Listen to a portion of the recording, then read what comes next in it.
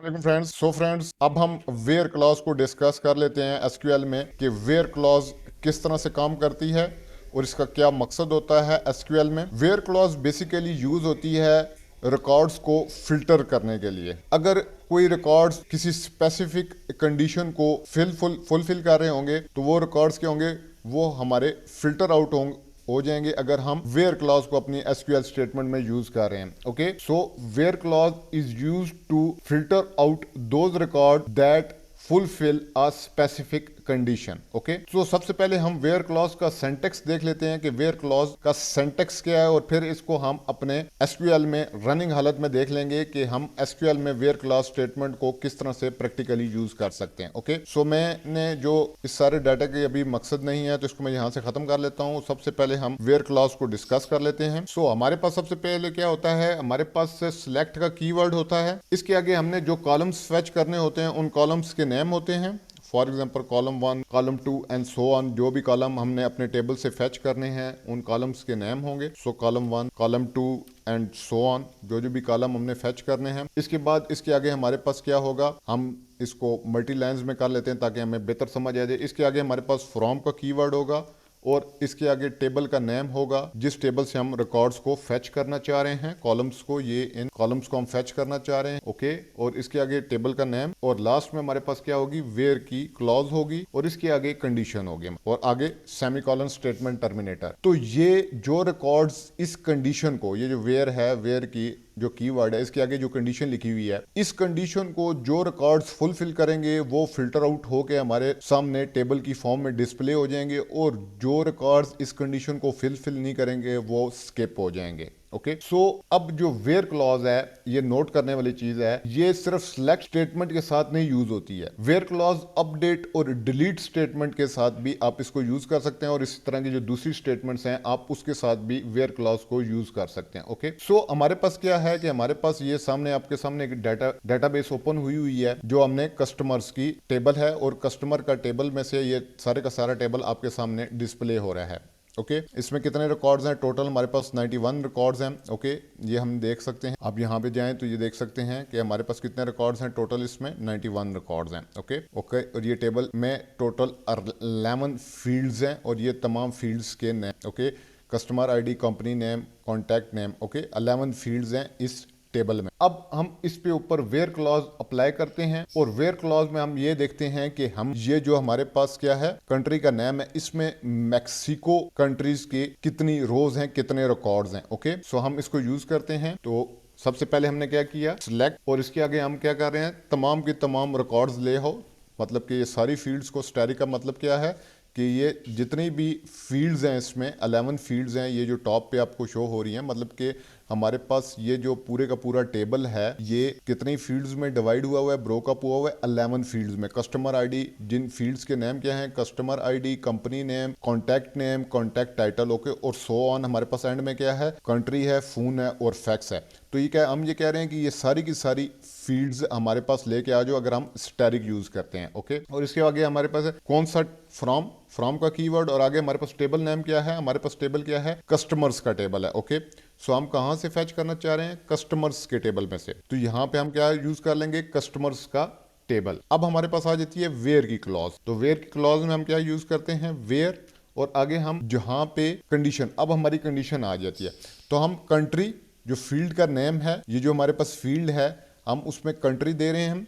हमने क्या किया है कि मैक्सिको जहां जहां पे भी मैच होगा वो रिकॉर्ड, वो रो हमारे पास ले आए। तो हम क्या लिखेंगे, कंडीशन किस तरह से लिखेंगे, हमारे पास कंट्री है। ओके, सो कंट्री हमने फील्ड का नेम दे दिया और इसके आगे हमारे पास इक्वल टू का हमारे पास ऑपरेटर आ गया और आगे सिंगल कोट्स, और सिंगल कोट्स में हम क्या देंगे, हम ये मैक्सिको देंगे। ओके ओके, सो हमने मैक्सिको दे दिया। अब ये हमें क्या करेगा, ये फिल्टर आउट करके लाएगा उन रिकॉर्ड्स को जो कि इस कंडीशन को फुलफिल करेंगे। ओके, सो जहां जहां पे भी इन रिकॉर्ड्स में, ये जो पूरे के पूरे 91 रिकॉर्ड्स हैं, इसमें जहां जहां पे भी कंट्री मैच होगी, ये जो फील्ड नेम है, इस फील्ड नेम की जो ये हमारे पास वैल्यूज़ हैं, ये जहाँ जहाँ पे भी मैक्सिको के साथ मैच होंगी वो रिकॉर्ड्स हमारे पास फिल्टर आउट होके आ जाएंगे। तो चलिए हम इस सारी स्टेटमेंट को सिलेक्ट कर लेते हैं और सिलेक्ट करके इसको हम एग्जीक्यूट कर लेते हैं। सो फ्रेंड्स, आप देख सकते हैं हमारे पास रिकॉर्ड्स आ चुके हैं। कितने? टोटल 5 रिकॉर्ड्स आए हैं और 5 रिकॉर्ड्स में हमारे पास आप देख सकते हैं जहाँ जहाँ पे भी कंट्री हमारे पास मैक्सिको मैच हुई है वो तमाम के तमाम रिकॉर्ड्स हमारे सामने आ गए हैं।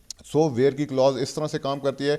ये जो हमारा 91 रिकॉर्ड्स का टेबल था कस्टमर का, उसमें जो मैक्सिको के रिकॉर्ड्स हैं वो टोटल कितने हैं? हमारे पास 5 हैं। ओके, टोटल 5 रोज हैं। अब हम यहाँ पे एक चीज आपको सिंगल कोट्स में नजर आ रही होगी कि हमने मैक्सिको को सिंगल कोट्स में रखा है। तो text field versus numeric fields, यहाँ पे ये जो फील्ड्स हैं हमारे पास, ये आप देखें ये न्यूमेरिक फील्ड्स हैं, ये टेक्स्ट फील्ड्स हैं। इसमें टेक्स्ट लिखा हुआ है, इनमें न्यूमेरिक वैल्यूज लिखी हुई हैं। तो इसको हम डिस्कस कर लेते हैं कि text field versus numeric fields in SQL. SQL require करता है सिंगल कोट्स। ये जो सिंगल कोट्स में मैंने वैल्यू रखी है, एसक्यूएल रिक्वायर करता है single quotes around text values. जब आपने टेक्स्ट वैल्यूज देनी हो, जैसे कि मैक्सिको है, आपके पास ये एड्रेस है, ऑनर का टाइटल है, इसके लिए आपको क्या देनी होगी? जब आपने टेक्स्ट फील्ड देनी हो, टेक्स्ट वैल्यूज देनी हो, तो उसके लिए आपको क्या रखना पड़ेगा? उनको सिंगल कोट्स में रखना पड़ेगा। मोस्ट जो डेटाबेसेस हैं, बहुत सारे डेटाबेसेस हैं, वो आल्सो अलाउ करते हैं डबल कोट्स को। डबल कोट्स में भी आप उन वैल्यूज को रख सकते हैं।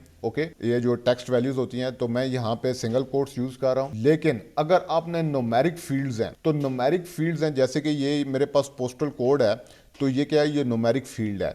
तो इसके लिए हमें क्या करना पड़ेगा? हमें नंबर्स विदाउट कोट डालने होंगे। ओके, तो नंबर फील्ड्स जो होती हैं वो should not be enclosed in quotes, उनको आप कोट्स में इनक्लोज्ड नहीं करते। ओके, सो सपोज कर लें हमारे पास यही कस्टमर का डाटाबेस है, इसको मैं एग्जीक्यूट कर लेता हूं।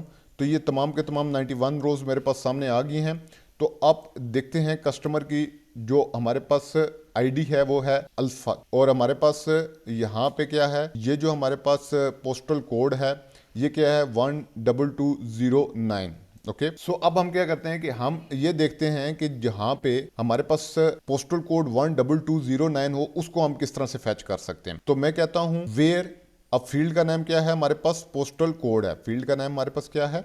Postal code. तो मैं यहाँ पे लिख लेता हूँ पोस्टल कोड, और पोस्टल कोड हम क्या है? 12209। तो मुझे ये न्यूमेरिक फील्ड है, तो मुझे इस वैल्यू को विदाउट कोट्स देना पड़ेगा। ओके, सो टेक्स्ट वैल्यूज के लिए आपने सिंगल कोट में वैल्यू देनी होती है टेक्स्ट वैल्यू, और न्यूमेरिक वैल्यूज को विदाउट कोट लिखना होता है। तो मैं इसको सिलेक्ट करता हूं और एग्जीक्यूट करता हूं। तो आप देख सकते हैं हमारे पास फील्ड क्या आ गई है? हमारे पास जो पोस्टल कोड वाली फील्ड है 12209, हमारे पास रिजल्ट फैच हो गया। ओके, तो अब हम ये जो ऑपरेटर यूज किया है हमने इक्वल टू का, इसको डिस्कस कर लेते हैं। तो operators in where clause, where clause में कौन कौन से ऑपरेटर्स यूज हो सकते हैं? तो आपके सामने हमने क्या यूज किया? सबसे पहले इक्वल टू का ऑपरेटर यूज किया। ओके, इसके बाद हमारे पास ग्रेटर देन का भी ऑपरेटर होता है। उसको हम किस तरह से लिखते हैं? मैं पहले सारे का सारा टेबल शो करवा लो। सो उसको हम लिखते हैं ग्रेटर देन। ओके, तो इस तरह से ये जो है ये ग्रेटर देन का है। इसमें मैं डिफरेंट किस्म के ऑपरेटर्स हैं, मैं तमाम ऑपरेटर्स को यहाँ पे लिख लेता हूँ इसी कमेंट सेक्शन। तो हम इक्वल टू, ये क्या है? ये इक्वल का ऑपरेटर है। इसके बाद हमारे पास है ग्रेटर देन, ये क्या है? ग्रेटर देन का ऑपरेटर है। इन तमाम ऑपरेटर्स को आप वेयर क्लॉज के आगे जो कंडीशन लिखी है उसमें आप यूज कर सकते हैं। तो ये ग्रेटर देन का है। इसके बाद हमारे पास लेस देन का ऑपरेटर है। इसके बाद हमारे पास क्या है? ग्रेटर देन इक्वल टू का ऑपरेटर है। इसके बाद हमारे पास लेस देन इक्वल टू का ऑपरेटर है। इसके बाद हमारे पास लेस देन और ग्रेटर देन। इसका मतलब होता है जब ये दोनों निशान आ जाएं, लेस देन का भी और ग्रेटर देन का भी, तो एसक्यूएल में इसको कहते हैं नॉट इक्वल। ओके, यहाँ पे जो नोट करने वाली चीज है वो ये है कि जो कुछ एसक्यूएल के वर्जन हैं वो क्या करते हैं? इस ऑपरेटर को नॉट इक्वल टू से भी लिखते हैं। सो नोट करने वाली चीज यहाँ पे क्या है? तो कुछ एसक्यूएल के वर्जन में इस तरह से लिखते हैं और कुछ एसक्यूएल के वर्जन नॉट इक्वल टू इस तरह से सपोर्ट करते हैं। ओके, सो नोट करने वाली चीज यहाँ पे ये है। ओके, अब इसके आगे हमारे पास है बिटवीन का ऑपरेटर। बिटवीन क्या करता है? ये बिटवीन आप सर्टन रेंज देते हैं। फॉर एग्जांपल मुझे वैल्यू 60 और 50 के दरमियान में आप यूज करते हैं कि 60 से 50 के दरमियान में मुझे वैल्यूज ला के दो, तो वो बिटवीन का ऑपरेटर इस तरह से काम करता है। सो बिटवीन वैल्यूज किस तरह से रिटर्न करता है? Between certain range. तो कोई रेंज देते हैं आप, उसके दरमियान में वैल्यूज ये बिटवीन का ऑपरेटर आपको ला के देता है, कंडीशन के साथ मैच करता है हमारी। ओके, इसके बाद हमारे पास है लाइक का ऑपरेटर। लाइक ऑपरेटर करता है सर्च करता है एक specific pattern, search for a pattern. और लास्ट में हमारे पास है इन का ऑपरेटर। ये क्या करता है?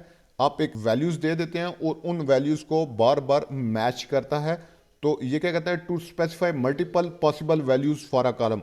मल्टीपल पॉसिबल वैल्यूज कॉलम के लिए क्या क्या हो सकती हैं, तो ये क्या कहता है, to specify multiple possible values for a column. Okay, इन तमाम ऑपरेटर्स को हम बारी बारी देखेंगे अपने एसक्यूएल में। यहाँ पे जो एक्सरसाइज है, अगर आप एक को मैं छोटी सी एक एक्सरसाइज देता हूँ, फॉर एग्जाम्पल के तौर पे हम क्या करते हैं कि सिलेक्ट ऑल रिकॉर्ड्स, हम क्या करना चाहते हैं, एक सिलेक्ट ऑल रिकॉर्ड्स वेयर, जहां पे द सिटी, जो सिटी है वो कॉलम, जो सिटी कॉलम है हैज द वैल्यू बर्लिन। और ये एक्सरसाइज है आपके लिए, आपने सिलेक्ट और वेयर क्लॉज को यूज करना है और वो तमाम रिकॉर्ड्स आपने सामने लाने हैं जिनमें सिटी क्या है हमारे पास, जो सिटी का कॉलम है ये यहाँ पे हमारे पास सिटी कॉलम है।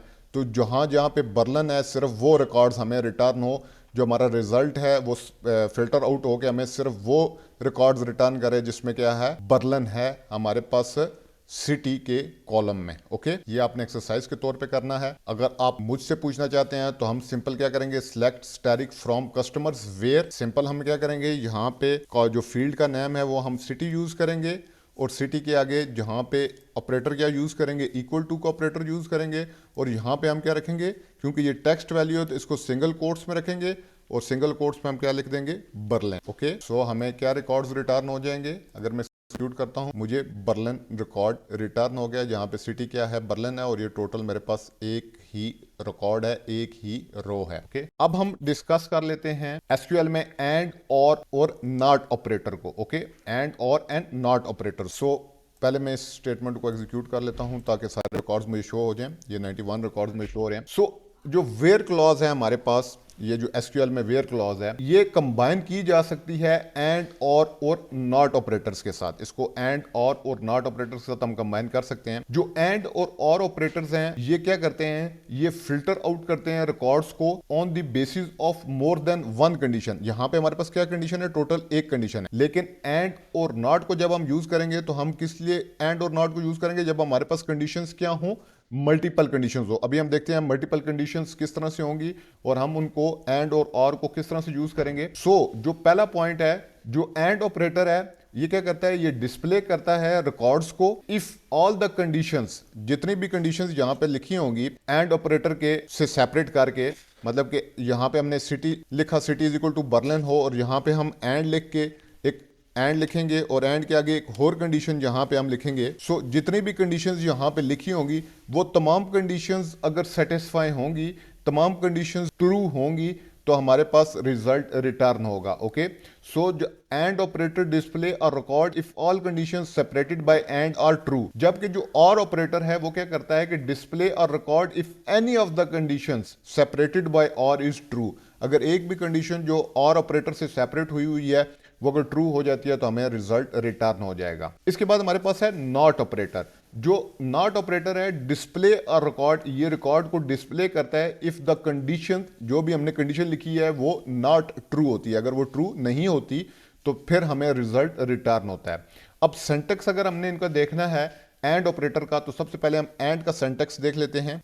तो एंड ऑपरेटर का सिंटैक्स क्या है हमारे पास, यहां से मैं इसको खत्म करता हूं। तो हमारे पास क्या थी, हमारे पास select column 1 column 2 from table where की, और वेयर के आगे हमारे पास क्या थी, कंडीशन 1। अब हमारे पास मल्टीपल कंडीशन है तो इसको मैं कंडीशन 1 कर देता हूं और इसके आगे हमारे पास एंड का ऑपरेटर है, इसके आगे हमारे पास कंडीशन 2 आ जाती है, फिर एंड का ऑपरेटर है, उसके आगे हमारे पास कंडीशन 3 आ जाती है, और सो ऑन। जितनी भी कंडीशंस आपने लिखनी है आप लिख सकते हैं। लेकिन जब ये तमाम कंडीशंस सेटिस्फाई होंगी तो हमारे पास रिजल्ट रिटर्न होगा। अगर एक भी कंडीशन फॉल्स हो जाएगी तो हमारे पास रिजल्ट रिटर्न नहीं होगा। ये एंड ऑपरेटर इस तरह से काम करता है। ओके, सो इस चीज को आपने ध्यान में रखा है। और अगर हम और का सिंटैक्स देखें तो और हम एंड की जगह और ऑपरेटर यूज करेंगे, और अब ये और का ऑपरेटर हमने यूज कर लिया। तो अगर इनमें से ये जो जितनी भी कंडीशंस हमने वेयर क्लॉज के बाद लिखी होंगी जो कि और ऑपरेटर से सेपरेट हुई होंगी, अगर उनमें से एक भी कंडीशन हमारी ट्रू हो जाती है तो हमें रिजल्ट रिटर्न हो जाएगा। ओके, तो हम क्या लेते हैं, हमारे पास डेमो के तौर पे यही डेटाबेस है। यहां से मैं एंड को खत्म कर देता हूं। सो हमारे पास डेमो के तौर पे कौन सा है, यही कस्टमर्स का टेबल है। डेटाबेस हमारे पास नॉट फ्रेंड है और टेबल क्या है हमारे पास, कस्टमर्स का। तो यहां पे हम अप्लाई करते हैं एंड और नॉट ऑपरेटर्स को वेयर की कंडीशन के बाद। ओके, तो देखते हैं क्या रिजल्ट रिटर्न होते हैं। तो सबसे पहले हम एंड की एग्जांपल देख लेते हैं, जिसमें हम करेंगे क्या कि हम कस्टमर टेबल से क्या करेंगे कि कंट्री जहां पे जर्मनी हो और सिटी बर्लिन हो, इस कंडीशन को अप्लाई करेंगे और देखते हैं हमारे पास क्या रिजल्ट रिटर्न होते हैं जब। और हम ऑपरेटर कौन सा यूज करेंगे, एंड का ऑपरेटर यूज करेंगे। सो हम क्या कह रहे हैं, select static from customer where city, city क्या हो हमारे पास और कंट्री क्या हो हमारे पास, सिटी बर्लिन हो और कंट्री हमारे पास जर्मनी हो। तो पहले हम क्या लिखते हैं, यहां पे इसको खत्म करते हैं और यहां पे हम कंट्री लेते हैं। कंट्री हमारे पास क्या होनी चाहिए, तो हम कंट्री की फील्ड लेंगे। हमारे पास कंट्री क्या है, ये यहां पे हमारे पास कंट्री की फील्ड है। तो कंट्री में हम क्या कह रहे हैं, कंट्री हमारे पास क्या हो, जर्मनी हो, तो इक्वल टू और जर्मनी। ओके, सो ये क्योंकि टेक्स्ट फील्ड थी तो इसलिए मैंने इसको क्या लिखा, सिंगल कोट्स में रखा। इसके बाद मैं क्या यूज करता हूं, एंड की क्लॉज यूज करता हूं। ओके, ये एंड ऑपरेटर मैंने यूज कर लिया।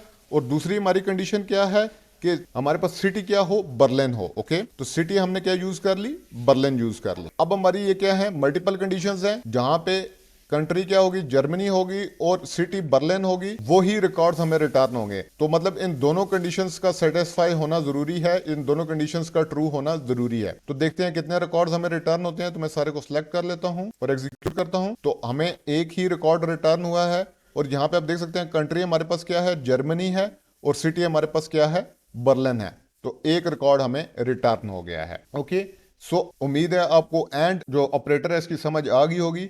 अब हम एसक्यूएल स्टेटमेंट में और ऑपरेटर को देख लेते हैं और ऑपरेटर में हम ये देखते हैं कि हमारे पास सिटी क्या हो, बर्लिन हो और या फिर सिटी हमारे पास क्या हो, मुचेन हो। ओके ओके, तो अब हम यहाँ पे क्या सिंपल यूज करेंगे, हमने क्या कहा है, सिटी हमारे पास क्या हो, सिटी या बर्लिन हो। ओके, सो सिटी में इसको खत्म कर देता हूँ, अब कंट्री की मेरे पास से खत्म हो गई है। तो मैं कह रहा हूँ वेयर क्लॉज, अब हम और को यूज करने जा रहे हैं, और ऑपरेटर को। तो हम select static from customer where city is equal to Berlin, या फिर सिटी क्या हो हमारे पास, सिटी हमारे पास क्या हो जाए, मैड्रिड हो जाए। ओके, तो सिटी हम क्या कह रहे हैं, हमारे पास select static from customers where city is equal to Berlin और city is equal to Madrid.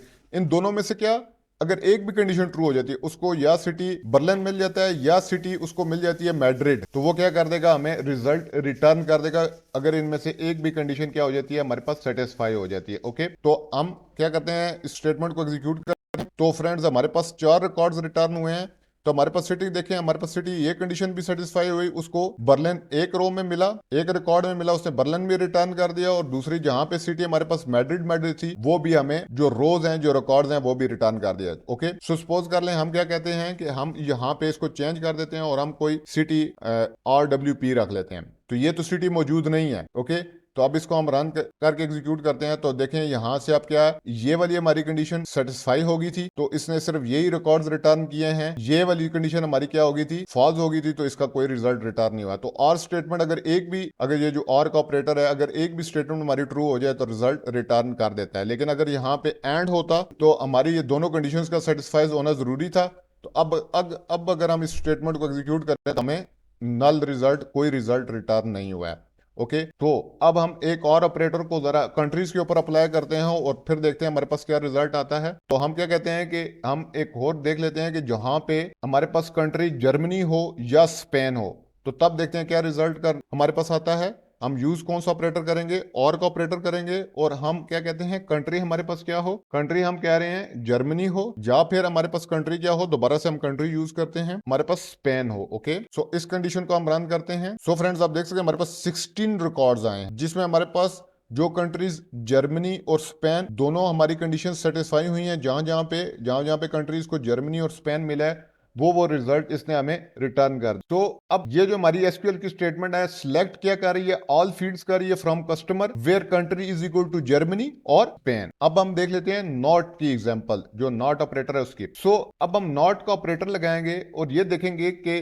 जहां पे कंट्री जर्मनी नहीं है, वो सारे रिकॉर्ड्स हमें रिटर्न कर दे। क्योंकि नॉट की स्टेटमेंट कब काम करती है, जब कंडीशन हमारे पास नॉट इक्वल टू कंडीशन हो चीज। ओके, फॉर एग्जांपल के तौर पे मैं यहाँ पे नॉट यूज करूंगा ऑपरेटर, तो मैं यहां से इसको खत्म कर देता हूं स्पेन को, और मैं यहाँ पे वेयर और नॉट ऑपरेटर। तो ये क्या करेगा, ये देखेगा कि जहां पे कंट्री जर्मनी नहीं है वो रिकॉर्ड हमें रिटर्न करेगा। क्योंकि मैं ये कह रहा हूं कि जहां पे कंट्री जर्मनी है वो रिकॉर्ड मुझे रिटर्न ना करो, क्योंकि नॉट लगा दिया है। Not country is equal to Germany का मतलब क्या है कि ये मुझे वो रिकॉर्ड्स रिटर्न करेगा जिनमें जर्मनी एज अ कंट्री नहीं होगा, जिसमें ये कॉलम जो है कंट्री वाला कॉलम उसमें जर्मनी मौजूद नहीं होगा। तो इसको रन करते हैं। सो फ्रेंड्स आप देख सकते हैं मेरे पास 80 रिकॉर्ड्स जो उनसे हैं वो रिटर्न हुए हैं, और इसमें हमें जो कंट्री है, कंट्री में हमें क्या मिलेगा, जर्मनी नहीं मिलेगा। आप देख सकते हैं यहाँ पे अगर हम जाएं तो हमें कंट्री में जर्मनी, यहाँ पे पूरे के पूरे रिकॉर्ड्स में जर्मनी नहीं मिलेगा। ओके, सो अगर इसको हम देखना चाहते हैं, हमारे पास टोटल रोज कितनी थी, 91 थी, तो जर्मनी वाली रोज हम देखना चाहते हैं कितनी है, तो मैं यहाँ पे where country is equal to Germany करता हूँ, तो आप देख सकते हैं हमारे पास 11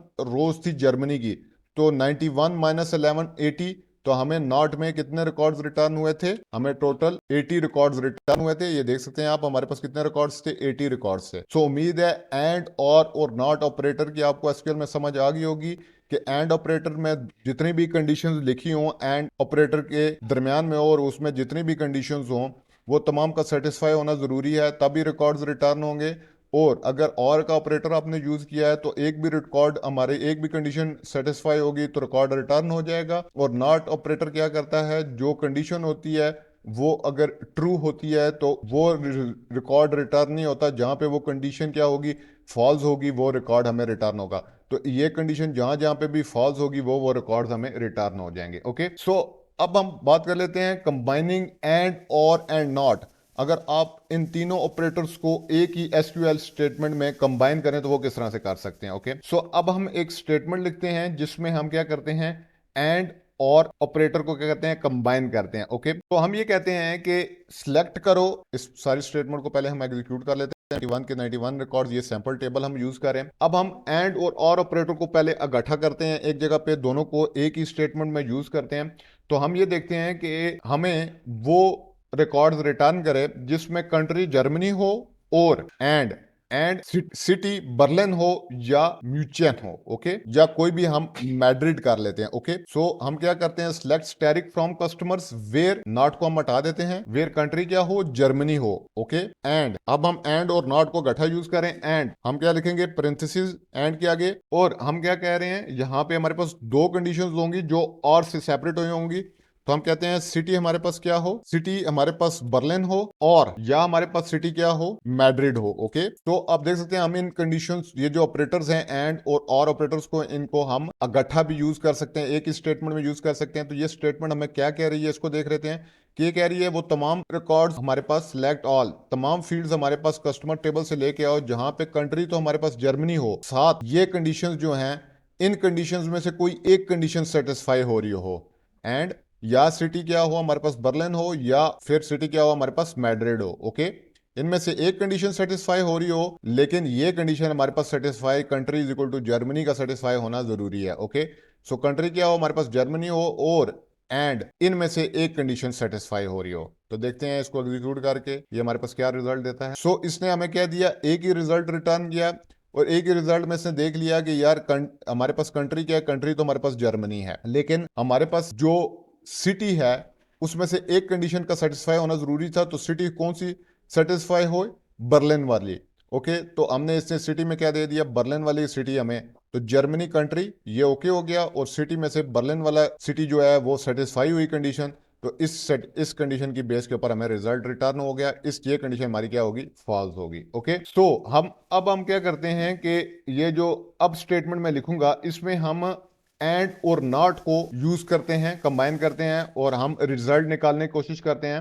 हम ये देखते हैं कि एंड और नॉट को हम ऑपरेटर को यूज करना है, और हम कंट्री देखते हैं जहां पे कंट्री जर्मनी ना हो, मतलब ये वाली हमारी कंडीशन फॉल्स हो, ये वाली कंडीशन जहां पे ट्रू हो रही हो वहां पे वो रिजल्ट हमें रिटर्न ना करे, एंड और कंट्री यूएसए भी ना हो, और वो रिजल्ट रिटर्न करे जिसमें हमारे पास country is equal to USA भी ना हो। ओके, तो वो उस कंडीशन को हम किस तरह से लिखेंगे, तो यहाँ पे इस चीज को खत्म कर लेते हैं। तो पहली हमारी कंडीशन क्या है कि जहां पे कंट्री वेयर कंट्री नॉट, तो हम ये कह रहे हैं कि कंट्री हमारे पास जहां पे ये कंडीशन ट्रू हो रही हो वो रिजल्ट रिटर्न ना हो। ओके, एंड और हमारे पास नॉट क्या हो, country is equal to USA भी ना हो। ओके, सो ये कंडीशन क्या है कि जहां पे ये कंडीशन ट्रू हो रही होगी वो भी रिजल्ट रिटर्न नहीं होगा, और जहां पे ये कंडीशन ट्रू हो रही होगी वो भी रिजल्ट रिटर्न नहीं होगा।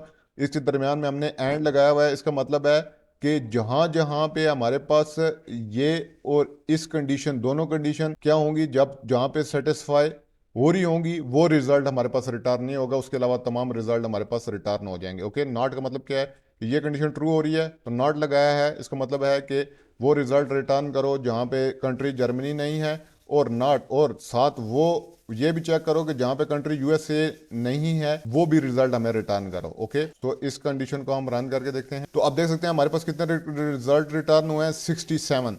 और यहाँ पे हमें एक भी रिजल्ट में, ये जितने भी रिजल्ट हैं इसमें ना हमें कंट्री जर्मनी मिलेगी, इन तमाम रोज में हमें कंट्री जर्मनी नहीं मिलेगी, और ना ही हमें कंट्री यूएसए मिलेगी, क्योंकि हमने कंडीशन ही इस तरह से लगाई थी कि जहां पे कंट्री ना जर्मनी हो और ना यूएसए हो वो रिकॉर्ड हमें रिटर्न कर दो। ओके, तो फ्रेंड्स उम्मीद है आपको एंड आर और नॉट ऑपरेटर की समझ आ गई होगी। अब हम एसक्यूएल में बहुत इंपॉर्टेंट चीज है, हमें रिकॉर्ड्स को, क्योंकि ये रिकॉर्ड्स हैं और रिकॉर्ड्स को अक्सर हमें सॉर्ट करना पड़ता है, तो हम एसक्यूएल में ऑर्डर बाय कीवर्ड को डिस्कस कर लेते हैं। जो एसक्यूएल में दी एसक्यूएल ऑर्डर बाय कीवर्ड क्या है कि ये सॉर्ट करता है रिजल्ट सेट को। ये जो हमारे पास रिजल्ट सेट है, ये जो टेम्परेरी टेबल में हमारे पास रिकॉर्ड्स हमारे सामने शो हो रहे हैं, इस रिजल्ट सेट को वो असेंडिंग और डिसेंडिंग ऑर्डर में, ऑर्डर बाय जो क्लॉज है, ये ऑर्डर बाय का जो कीवर्ड है वो इनको असेंडिंग और डिसेंडिंग ऑर्डर में अरेंज करता है। ओके, सो जो ऑर्डर बाय कीवर्ड है बाय डिफॉल्ट वो असेंडिंग ऑर्डर में रिजल्ट सेट को क्या करता है, सॉर्ट करता है। लेकिन अगर आपने इसको डिसेंडिंग ऑर्डर में सॉर्ट करना है तो उसके लिए आपको क्या DESC का कीवर्ड यूज करना पड़ेगा, डेस। ओके, सो पहले सबसे पहले हम ऑर्डर बाय का सिंटेक्स देखते हैं, फिर इसको हम यूज करते हैं। तो ऑर्डर बाय का अगर हमने सिंटेक्स देखना है तो सेम हमारे पास क्या होगा, यहां पे सिलेक्ट कॉलम 1 कॉलम 2, जो जो भी कॉलम्स हमने सिलेक्ट करने हैं, उसके बाद हमारे पास फ्रॉम टेबल नेम हो जाएगा। उसके बाद हमारे पास क्या होगा, वेयर की, ऑर्डर बाय की, वेयर की जगह खत्म हो जाएगी, वेयर हम कंडीशन को डिस्कस कर चुके हैं, तो यहां पे हमारे पास अब कीवर्ड क्या होगा, ऑर्डर बाय का। और इसके आगे हमारे पास क्या होगा, किस कॉलम की बेस के ऊपर, हम किस कॉलम की वैल्यूज की बेस के ऊपर या किस कॉलम के रिकॉर्ड्स की बेस के ऊपर असेंडिंग या डिसेंडिंग ऑर्डर में सॉर्ट करना चाह रहे हैं, उस कॉलम का नाम होगा। तो यहाँ पे हम ये जो सेम ये जो कॉलम नेम यूज किए हैं, इन कॉलम नेम्स को हम क्या यूज कर रहे होंगे, यहाँ पे यूज कर रहे होंगे। तो कॉलम 1 या फिर हमारे पास क्या है कॉलम 2, जिस जिस कॉलम की बेस के ऊपर हम सॉर्ट करना चाह रहे हैं वो तमाम कॉलम्स होंगे। ओके, वो कोमा सेपरेट हुए होंगे एक दूसरे से। ओके, और इसके आगे हमारे पास क्या है, अगर हम असेंडिंग ऑर्डर में सॉर्ट कराना चाहते हैं तो ASC का कीवर्ड होगा या फिर हमारे पास DESC का कीवर्ड होगा। ओके, इन दोनों में से कोई एक कीवर्ड होगा। अगर असेंडिंग ऑर्डर में सॉर्ट कराना चाह रहे हैं तो असेंडिंग ऑर्डर का ASC का कीवर्ड होगा, अगर डिसेंडिंग ऑर्डर में सॉर्ट करना चाह रहे हैं तो DESC का कीवर्ड होगा।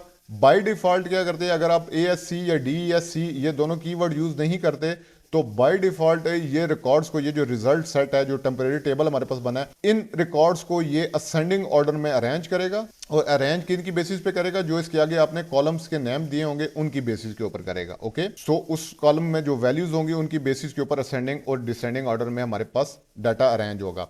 तो मैं इसी टेबल को एक दफा से दोबारा, क्योंकि डेमो के तौर पे हम इसी टेबल को यूज करें कस्टमर्स को, जिसमें 91 रिकॉर्ड्स हैं हमारे पास, इस पे हम ऑर्डर बाय की जो कीवर्ड है इसको अप्लाई करते हैं और देखते हैं कि ऑर्डर बाय कीवर्ड को यूज करके हम स्टेटमेंट किस तरह से लिख सकते हैं। तो हम क्या कहते हैं कि हम सिलेक्ट स्टैटिक फ्रॉम कस्टमर्स, अब ये यहां से हम खत्म कर देते हैं, वेयर क्लॉज को हमने डिस्कस कर लिया है, और यहां पे हम क्या यूज कर लेते हैं, ऑर्डर बाय की क्लॉज कीवर्ड को यूज कर लेते हैं। तो ऑर्डर, ये देखें हमने क्या कहा है, फ्रॉम टेबल फ्रॉम कस्टमर्स तक तो हो गया, और इसके आगे हम ऑर्डर बाय का keyword. Okay, order by, order by हम क्या करना चाह रहे हैं, हम इस कंट्री की बेसिस के ऊपर इनको, ये कंट्री की जो वैल्यूज हैं इनकी बेसिस के ऊपर हम सॉर्टिंग करना चाह रहे हैं। ओके, सो मैं कंट्री का जो फील्ड नेम है वो यूज कर लेता हूं।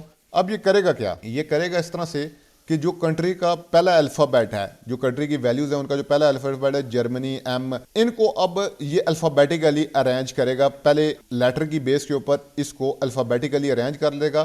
क्योंकि मैंने क्या कहा है कि बाय डिफॉल्ट अगर आपने इसके आगे ASC या DESC का कीवर्ड यूज नहीं किया तो बाय डिफॉल्ट ये किसको किस तरह करेगा, इस टेबल को असेंडिंग ऑर्डर में अरेंज करेगा, या जो रिजल्ट सेट हमारे पास आएगा उसको असेंडिंग ऑर्डर में अरेंज करेगा। ओके, तो हमारे पास ये कॉलम नेम भी दे दिया, जिस कॉलम की बेसिस के ऊपर, ये देखें ना, कॉलम मल्टीपल कॉलम दे सकते हैं, लेकिन अभी फिलहाल हम क्या देख रहे हैं, सिंगल कॉलम नेम देख रहे हैं, जो कि जिसकी बेसिस के ऊपर हमने सॉर्ट करना है।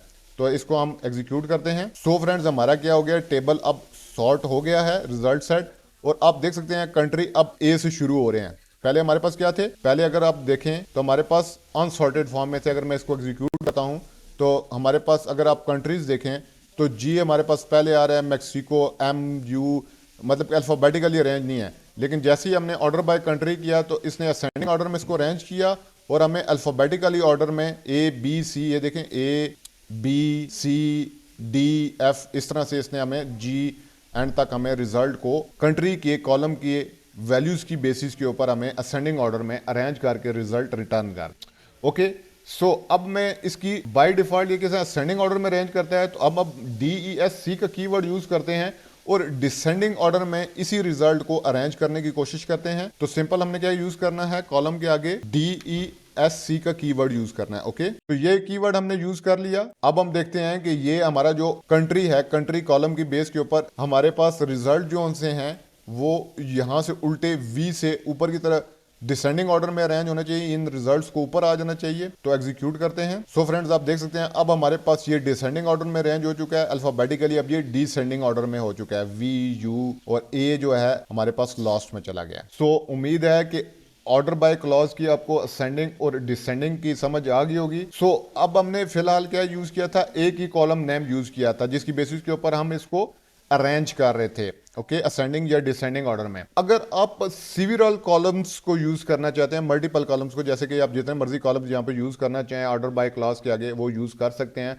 और उनकी बेसिस के ऊपर वो असेंडिंग या डिसेंडिंग ऑर्डर में उनको सॉर्ट करेगा। सो एसक्यूएल स्टेटमेंट अब हम क्या करेंगे, एक एग्जांपल देते हैं जिसमें हम कस्टमर टेबल्स को सॉर्ट करेंगे हम किसकी बेसिस के ऊपर, दो वैल्यूज की बेसिस के ऊपर। एक हम कंट्री, जो कंट्री है इसकी वैल्यूज की बेसिस के ऊपर, दूसरा हम कंपनी नेम। इन दो कॉलम्स के बेसिस के ऊपर हम क्या करेंगे, इस टेबल को अरेंज करेंगे असेंडिंग ऑर्डर में। ओके, सो ये क्या करेगा, इसका मतलब ये है, this means that it order by country but if some rows have the same country, अगर कुछ रोज की कंट्री क्या हो जाती है, सेम हो जाती है, तो it orders them by company name. Okay, so for example के तौर पे, तो यहां पे हमारे पास आप देख सकते हैं क्या है, हमारे पास कंट्री क्या है, Brazil, Brazil, Brazil, multiple time Brazil आया हुआ है। तो अब तो इसको क्या किया कर रहा है, ये ब्राजील सेम कंट्री नेम्स आ गया, तो इसको इसने इसी तरह से अरेंज कर दिया है। तो हमारे पास हम यही देखना चाह रहे हैं कि जहां पे इसको कंट्री सेम नेम से मिल जाए, मल्टीपल रिकॉर्ड्स हैं जिनमें कंट्री सेम है, तो फिर ये क्या करेगा, फिर हमारी ये कंपनी जो नेम है इसकी वैल्यूज को यूज करेगा और इसकी वैल्यूज की बेसिस के ऊपर असेंडिंग ऑर्डर में अरेंज करेगा। जहां पे इसको कंट्री के कॉलम में मल्टीपल सेम वैल्यूज मेरी होंगी, फिर ये किस क्लॉज में, ये किस में जाएगा, ये दूसरे कॉलम के नेम के ऊपर जाएगा और उसकी वैल्यूज को देखेगा कि उसकी वैल्यूज में हम असेंडिंग ऑर्डर में किस तरह से अरेंज कर सकते हैं। ओके, अभी मैं एग्जाम्पल से देखता हूं, तो एग्जाम्पल से आपको मजीद क्लियर हो जाएगा।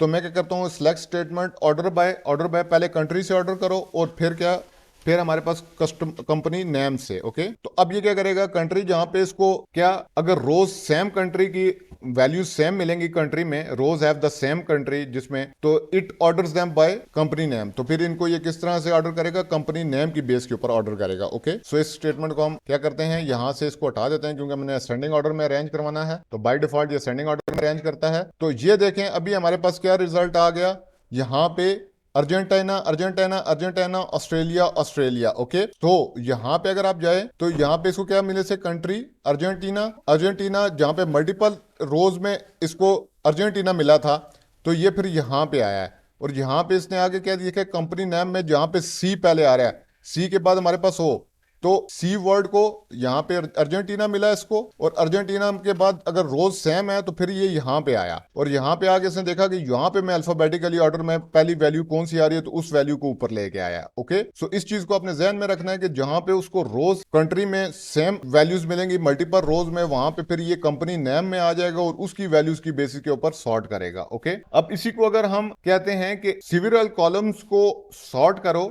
सिविरल कॉलम्स की बेसिस के ऊपर सॉर्ट करो, लेकिन एक कॉलम की बेस के ऊपर असेंडिंग ऑर्डर में सॉर्ट करो और एक कॉलम की जो कस्टमर जो दूसरा कॉलम है उसकी बेसिस के ऊपर डिसेंडिंग ऑर्डर में सॉर्ट करो।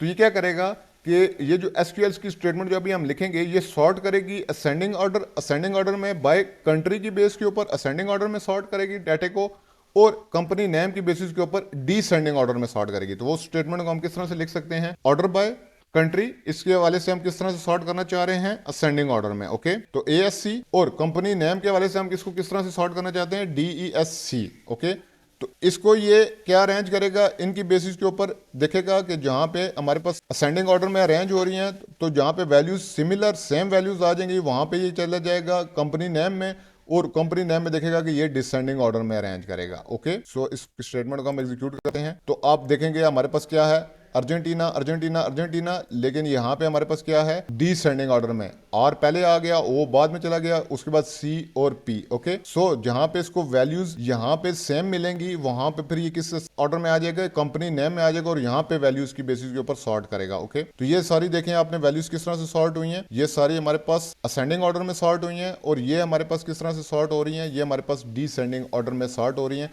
लेकिन ये पहले इनको कंपेयर कर रहा है, और यहाँ पे जब इसको इशू आता है यहाँ पे दो वैल्यूज सेम मिलती हैं, फॉर एग्जांपल अर्जेंटीना और हमारे पास ये क्या, यहाँ पे दोबारा से ऑस्ट्रेलिया। ओके, और अगर हम नीचे जाएं ये देखें ये सारे के सारा हमारे पास ओके सॉर्ट हुआ हुआ है, तो जहाँ पे वैल्यूज इसको सेम मिल रही हैं वहाँ पे ये किधर आ रहा है, वहाँ पे ये कंपनी नेम में आ रहा है, और यहाँ की बेसिस के ऊपर इसको असेंडिंग या डिसेंडिंग ऑर्डर में सॉर्ट कर रहा है। इसको मैं थोड़ा सा और मजीद एक्सप्लेन करता हूँ। फॉर एग्जांपल आप देखें अर्जेंटीना अर्जेंटीना अर्जेंटीना, ये तीनों वैल्यूज क्या हैं हमारे पास सेम है, लेकिन ये क्या है, ये हमारे पास सेम वैल्यूज आ गई अल्फाबेटिकली, ये तमाम सेम है। अब यहाँ पे आ जाएं, ये तीन वैल्यूज सेम मिली हैं, तो यहाँ पे हम क्या कह रहे हैं कि यहाँ पे डिसेंडिंग ऑर्डर में सॉर्ट करो। तो डिसेंडिंग ऑर्डर में ये अगर इन तीन वैल्यूज को अगर सॉर्ट करें तो कंपनी नेम में आएगा, तो कंपनी नेम में आके ये क्या करेगा, आर पहले आ गया, ओ बाद में आ गया, सी। अब देखें ये डिसेंडिंग ऑर्डर में सॉर्ट हुआ है, आर लास्ट वैल्यू है क्योंकि आर सबसे आखिर में आता है, उससे पहले हमारे पास अल्फाबेट में ओ आता है, और उससे पहले हमारे पास सी आता है। उम्मीद है इस चीज़ की आपको समझ आ गई होगी कि कंट्रीज को इसने वैल्यूज सेम मिली हैं तीनों, तो यहाँ पे वो सॉर्टिंग कर नहीं पा रहा है, तो वो फिर इधर आएगा और देखेगा कि कंपनी नेम के वाले से मुझे इसने क्या कहा है कि डिसेंडिंग ऑर्डर में इसको सॉर्ट करो, तो इसको वो डिसेंडिंग ऑर्डर में सॉर्ट करेगा।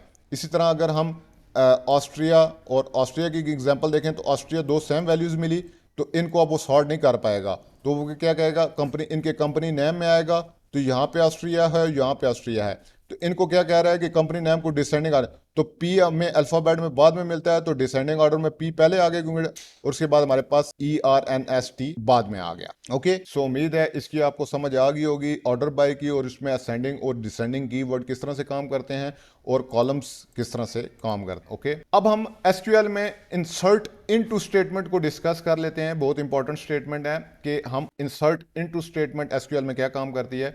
सो the insert into statement is used to insert new record in a table. इस टेबल में अगर हमने किसी भी टेबल में कोई नया रिकॉर्ड इंसर्ट करना है, हमें कोई नई वैल्यू आई है, उसको अगर हमने इंसर्ट करना है तो वो हम इंसर्ट इनटू जो स्टेटमेंट है उसके जरिए इंसर्ट करते हैं। ओके, सो ये जो इंसर्ट इनटू स्टेटमेंट है इसको आप दो तरह से लिख सकते हैं, दो पॉसिबल वेज हैं to write insert into statement. Okay, इसमें जो पहला है उसमें आपको कॉलम नेम और उसकी वैल्यूज दोनों स्पेसिफाई करना होती हैं। ओके, उसका अगर मैं सेंटेक्स आपको बताऊं तो सेंटेक्स उसका इस तरह से है कि हमारे पास है, इस सारे को खत्म करते हैं, सिलेक्ट की क्लॉज हमारे पास जो सिलेक्ट स्टेटमेंट है वो खत्म हो चुकी है, तो यहाँ से मैं इसको खत्म कर देता हूँ, और हमारे पास इंसर्ट इनटू स्टेटमेंट को डिस्कस करते हैं। तो हमारे पास क्या होता है, सबसे पहले इंसर्ट और इनटू का कीवर्ड होता है। ओके, ये हमारे पास पूरे का पूरा एक कीवर्ड है, ये इस पूरे का, क्योंकि ये दो कीवर्ड्स हैं इंसर्ट और इनटू, इसलिए इसको हम क्या कहेंगे, ये स्टेटमेंट है। उसके बाद हमारे पास क्या होता है, इंसर्ट इनटू, जिस टेबल में हमने इंसर्ट करना होता है उस टेबल का नाम होता है, सो टेबल नेम। इसके आगे हमारे पास ये पहला वे है इंसर्ट इनटू स्टेटमेंट को लिखने का।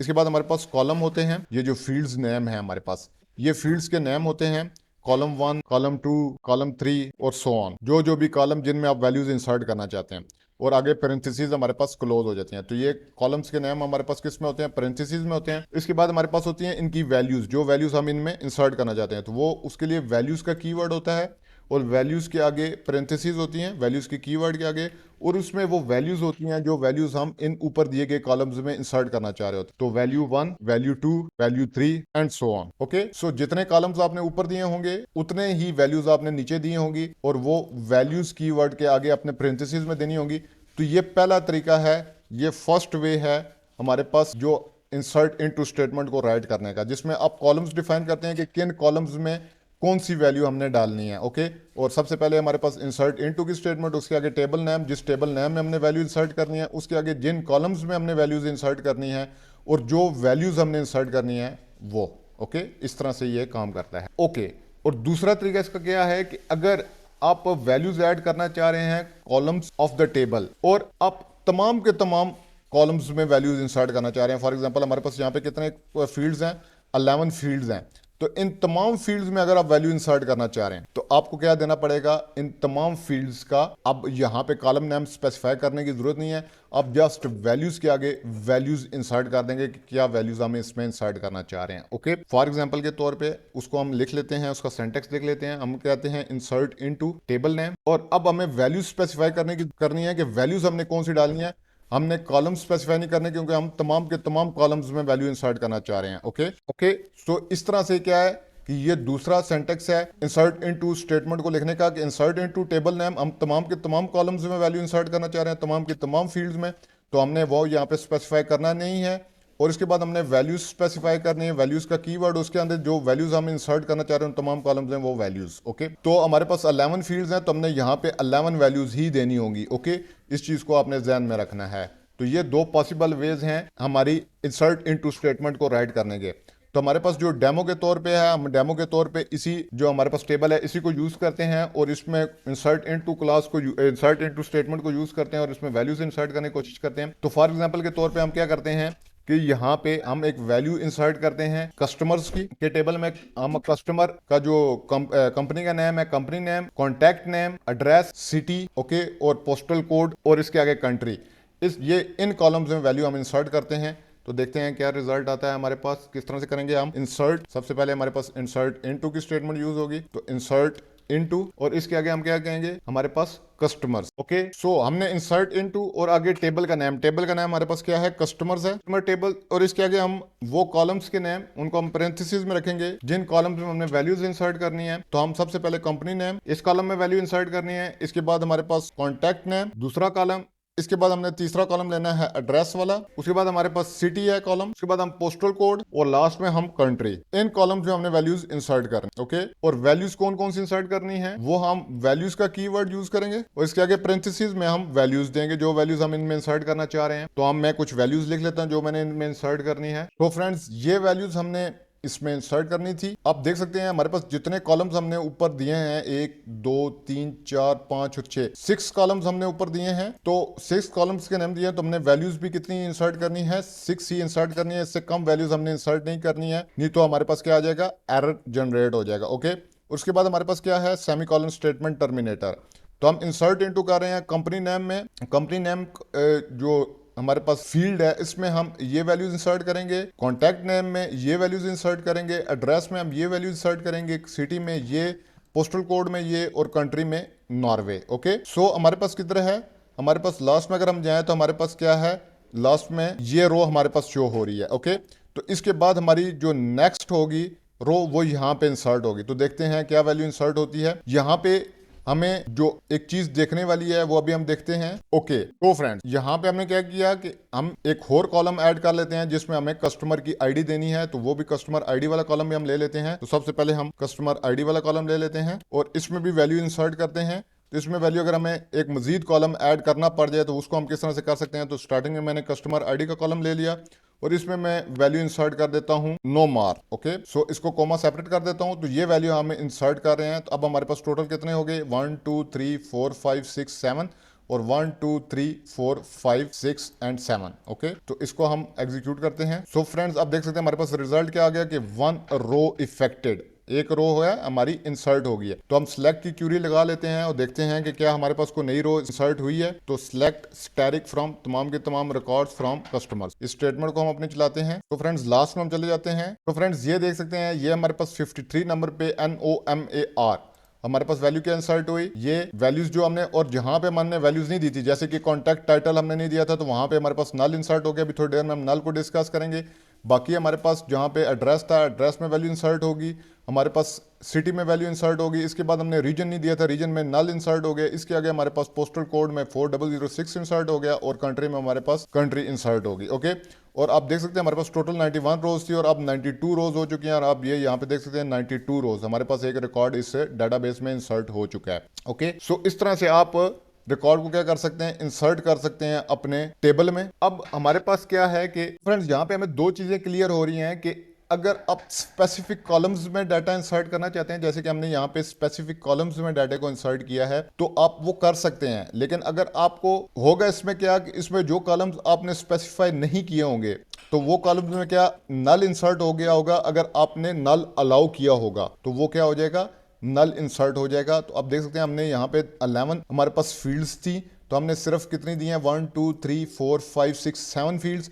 तो 7 फील्ड्स इंसर्ट होगी, जो बाकी रह गई हमारे पास उनमें क्या इंसर्ट हो गया, हमारे पास नल इंसर्ट हो गया। तो यहाँ पे जो एक्सरसाइज है वो क्या है कि हमने एक इंसर्ट करनी है new record in the customer tables. Customer table में हमने एक नया रिकॉर्ड इंसर्ट करना है, तो वो आपने इस स्टेटमेंट को यूज करना है और इस स्टेटमेंट को यूज करके आपने एक नया रिकॉर्ड इसमें एक्सरसाइज के तौर पे इंसर्ट करने के देखना है कि आप किस तरह से एक नया रिकॉर्ड इंसर्ट कर सकते हैं। तो हमारे पास हम कुछ चीजें इसमें से मिस करते हैं। फॉर एग्जांपल के तौर पे मैं यहाँ से इसको निकाल देता हूँ और यहाँ पे मैं इसको यहाँ से निकाल देता हूँ। तो आपने इजी वैल्यू को इंसर्ट करना है और आपने जो यहाँ पे कीवर्ड्स यूज होते हैं, कीवर्ड्स को यूज करना है इंसर्ट इनटू और कौन सा वैल्यूज का, और अपने टेबल में इन वैल्यूज को इंसर्ट करके ये जो भी आप अपनी मर्जी की वैल्यूज इस जगह पे रख के इंसर्ट करना चाहते हैं वो इंसर्ट करके देखें कि क्या वो वैल्यूज इंसर्ट होती हैं, और बाकी जो वैल्यूज हम इंसर्ट नहीं करके उनकी जगह क्या नल हमारे पास आता है या नहीं आता है। ओके, इस चीज को आपने चेक करना है। अब हम डिस्कस कर लेते हैं, यहाँ पे मैं रिवर्स जाता हूँ। अब हम डिस्कस कर लेते हैं what is a null value. ये जो हमारे पास नल वैल्यू इंसर्ट हुई है इसका क्या मतलब है। जो फील्ड होती है नल वैल्यू से,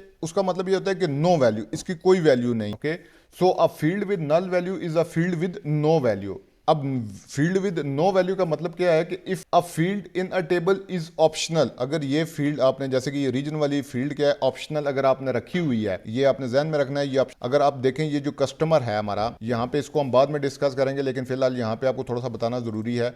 अब यहाँ पे इसको एक्सपेंड करें तो यहाँ पे देखते हैं कि ये कस्टमर जो आईडी है हमारे पास, कस्टमर आईडी, ये क्या है, ये प्राइमरी की है और ये नॉट नल, ये नल नहीं हो सकती। ये जो हमें कॉलम बता रहा है कि ये नॉट नल, ये नल नहीं हो सकती। लेकिन जिन फील्ड्स को आपने नल अलाउ किया, जैसे ये कंपनी नेम, ये भी नॉट नल है, ये भी नल नहीं हो सकता। और उसके बाद कॉन्टैक्ट नेम, ये नल हो सकता है। तो ये जो वैल्यूज जिसको आपने अलाउ किया हुआ है कि ये फील्ड ऑप्शनल है, ये नल भी हो जाए तो कोई बात नहीं, उस फील्ड में आप क्या, आप ऐसी वैल्यू आप जो कि क्या होगी, नल होगी। नल का मतलब है कि ये फील्ड विद नो वैल्यू होगी। Okay, so if a field in a table is optional it is possible to insert a new record or update or record without adding a value to this field. तो आप उस field में, जैसे कि यहाँ पे ये इंसर्ट हुआ है नल, आप अपने डेटाबेस के जो टेबल है उसके रिकॉर्ड को आप अपडेट कर सकते हो या न्यू रिकॉर्ड आप इंसर्ट कर सकते हो without adding a value to this field, इस फील्ड में वैल्यू ऐड किए बगैर। Then the field will be saved as a null value. तो वो फील्ड क्या, नल वैल्यू के तौर पे सेव होगी। नल, यहाँ पे नोट करने वाली चीज ये है कि नल जो वैल्यू है is different from zero value. अगर इस चीज को आपने जीरो नहीं समझना है, और a field that contain space, या ये भी नहीं समझना कि ये फील्ड क्या करती है, स्पेस कंटेन करती है। ना ये जीरो है ना ये स्पेस है। A field with null value क्या है कि इज वो एक ऐसी फील्ड है जिसमें left blank during record insertion, जो कि ब्लैंक रह जाती है रिकॉर्ड इंसर्शन के दौरान। ओके, तो ना ये वैल्यू जीरो है ना ये वैल्यू क्या है, स्पेस है, बल्कि क्या है, ये फील्ड ब्लैंक रह गई है जब हम इसमें रिकॉर्ड इंसर्ट कर रहे थे या रिकॉर्ड को अपडेट कर रहे थे। ओके, सो अब हमें इस जो रिकॉर्ड है, जो हमारे टेबल का रिकॉर्ड है, how to test for null values, null values के लिए हम उस रिकॉर्ड को किस तरह से टेस्ट कर सकते हैं। ओके, सो अगर हमने टेस्ट करना है नल वैल्यूज को विद कंपैरिजन ऑपरेटर्स, जैसे कि मैंने greater than, equal to, less than equal to का, तो ये पॉसिबल नहीं है नल वैल्यूज को चेक करने के लिए। आप, it is not possible to test for null values with comparison operators. Comparison operators equal to, less than और नॉट इक्वल टू को आप यूज नहीं कर सकते अगर आपने नल वैल्यूज को चेक करना है अपने टेबल के रिकॉर्ड्स के अंदर। अभी अगर हमने नल वैल्यूज को चेक करना है तो इसके लिए हमें क्या यूज करना पड़ेगा, हमें दो ऑपरेटर्स यूज करने पड़ेंगे, एक इज नल और एक इज नॉट नल। इन दो ऑपरेटर्स को यूज करके हम चेक कर सकते हैं कि कॉलम की, ये जो कॉलम की वो फील्ड है, इस कॉलम की जो फील्ड है वो नल है या नहीं है। इसका सिंटैक्स किस तरह से, पहले हम सिंटैक्स देख लेते हैं तो फिर हमें मजीद क्लियर हो जाएगा। फॉर एग्जांपल के तौर पे हमारे पास क्या है, हम दोबारा से सिलेक्ट स्टेटमेंट को देखते हैं, क्योंकि हम रिकॉर्ड यहाँ पे फेच कर रहे हैं। तो सिलेक्ट और हमारे पास आगे क्या होता है, कॉलम नेम होता है। ओके, तो कॉलम्स के नेम होते हैं और फ्रॉम जहाँ जिस टेबल से हम उस रिकॉर्ड को ले रहे होते हैं। ओके, तो आगे हमारे पास क्या होता है, टेबल नेम होता है। ओके, उसके आगे हमारे पास वेयर की कंडीशन आ जाएगी, क्योंकि यहाँ पे कंडीशन चेक करेंगे कि क्या हमारा ये जो रिकॉर्ड है, ये जो फील्ड है, ये फील्ड की ये वैल्यू नल है या नहीं है। तो उसके लिए हम क्या यूज करेंगे, वेयर जो कॉलम नेम, आगे हम जिस कॉलम में उस कॉलम में उस फील्ड को चेक कर रहे हैं कि वो नल है या नहीं है, तो वो फॉर एग्जांपल के तौर पे हमारे पास कॉलम नेम आ जाएगा कोई ना कोई, जिसमें हम फील्ड को चेक कर रहे होंगे। और इज नल ये हमारे पास कीवर्ड यूज हो जाएगा, या फिर इज नॉट नल, ये इज नल के लिए है अगर हम चेक करना चाह रहे हैं कि क्या वो फील्ड नल है। ओके, तो अगर ये कॉलम नेम की वो फील्ड, जिस फील्ड को हम चेक करना चाह रहे हैं, वो जहां जहां पे भी नल होगी, ये सपोज रीजन्स को चेक करेंगे तो ये जहां जहां पे भी नल सेटिस्फाई हो रहे होंगे, नल कंडीशन, ये हमारी कंडीशन ट्रू हो रही होगी, वो वैल्यूज हमें रिटर्न हो जाएंगी। और अगर हम वो वैल्यूज लेना चाह रहे हैं, जिसको मैं डुप्लीकेट कर लेता हूं, तो अगर हम चेक करना चाह रहे हैं कि नॉट नल, वो वैल्यूज मुझे रिटर्न करो जहां पे ये जो कॉलम नेम है वो उसकी जो फील्ड्स हैं वो नल नहीं है, तो ये हमारी स्टेटमेंट्स वो फील्ड्स रिटर्न करेगी, वो रिकॉर्ड्स रिटर्न करेगी जिनमें वैल्यूज, ये जो फील्ड्स होंगी वो नल नहीं होंगी। कॉलम नेम, कोई भी कॉलम नेम आप यूज कर सकते हैं, और ये वो रिजल्ट रिटर्न करेगा जहां पे हमारे पास कॉलम, जो भी कॉलम नेम हमने यूज किया उसकी फील्ड्स नल होंगी। इसको अगर हम रनिंग में देखें, डेमो के तौर पे हम इसी डाटाबेस को यूज करते हैं अपने, ये जो हमारे पास डाटाबेस है 92 रोज वाला, जो अभी हमने नई वैल्यू भी इसमें इंसर्ट की है तो इसकी रोज अब 92 हो चुकी हैं।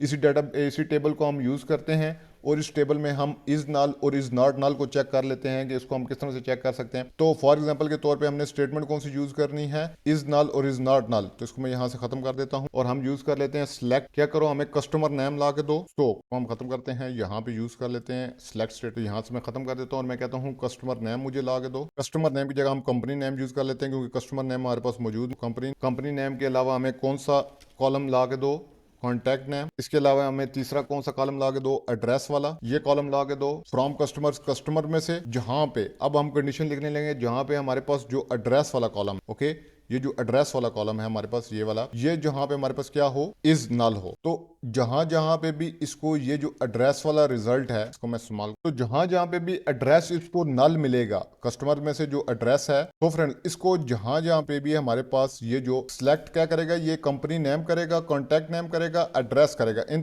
तीन कॉलम्स हमें सिर्फ ये रिटर्न करेगा। ये तीन कॉलम्स के, या इन तीन ये जो फील्ड नेम्स हैं, इनकी जो रिकॉर्ड्स होंगे वो हमें रिटर्न करेगा। कहां से रिटर्न करेगा, कस्टमर्स के टेबल में से, जहां पे वेयर की क्लॉज यूज होगी, जहां पे एड्रेस क्या हो, नल हो। सो देखते हैं ये क्या हमें रिटर्न करता है, एग्जीक्यूट करते हैं। सो ऐसा कोई भी कॉलम नहीं हमें इसने रिटर्न किया जिसमें एड्रेस नल हो, हमारे पास सारे कॉलम्स में एड्रेसेस मौजूद हैं। तो इसको हम देख भी लेते हैं, अगर हम सिलेक्ट स्टैटिक करें कस्टमर्स को, तो आप देख सकते हैं यहाँ पे हमारे पास जो एड्रेसेस वाला कॉलम है, ये इसमें कोई भी आपको वैल्यू नल नहीं नजर आएगी। तो इसने क्या किया, हमें कोई भी क्या जीरो रिकॉर्ड रिटर्न किया जिसमें एड्रेस नल हो, ये देख। लेकिन अब अगर हम देखते हैं कि हमारे पास यहाँ पे ये रीजन जहाँ जहाँ पे नल है, वो अगर हम यहाँ पे रिटर्न करना चाहते हैं, तो मैं सिंपल इसको रिप्लेस कर देता हूँ कि मुझे ये तीन कॉलम्स रिटर्न करो जहाँ पे रीजन क्या हो, हमारे पास रीजन इज नल हो। तो देखते हैं कितने रिकॉर्ड रिटर्न करता है हम। तो फ्रेंड्स आप देख सकते हैं इसने हमें कितने रिटर्न, 61 रिकॉर्ड रिटर्न किए जिसमें हमारे पास रीजन क्या है, नल है। ओके, सो अब हम यहाँ पे